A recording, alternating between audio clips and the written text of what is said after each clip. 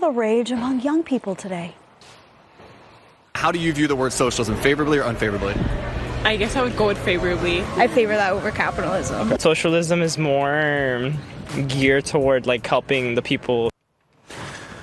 But what happens when you ask these same students to actually walk the walk and apply socialism to their own hard-earned GPAs? Would you support a policy where people at the top spread the wealth and give that GPA to people at the bottom?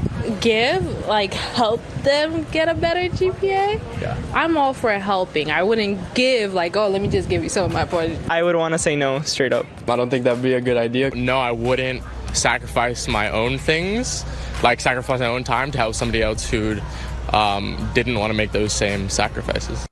Here with more on his interviews at Florida International University is Campus Reform's Cabot Phillips. Cabot, I love this series. Love it because so many college students like these ideas. Like, oh, it sounds great. But when it's practically applied to their own lives and they have to visualize what that would actually mean, suddenly not so great. I think a lot of people realize it's very compassionate, the idea of everyone else paying for your free college, your free health care. Not so compassionate when you're the one that's having to give up things that you've worked so hard for in the name of equality. I've been on over 100 college campuses with Leadership Institute's Campus Reform, and the left has really weaponized this concept of equality. But rather than equality of opportunity, which we should all want, we should all support, they want equality of outcome. And there's nothing compassionate about that. When you flip it around and help these students realize that redistributing the wealth sounds good until it actually applies to you. Hopefully we had some light bulb moments there. I think you may have, Cabot. You went on to ask them the difference between salaries and GPAs. What did you hear? It was very interesting. There's this idea that if anyone's successful, anyone who's wealthy, they must have gotten that way by pushing everyone else down. Listen to how they describe the difference between someone earning an income but earning a GPA is a little different. Listen to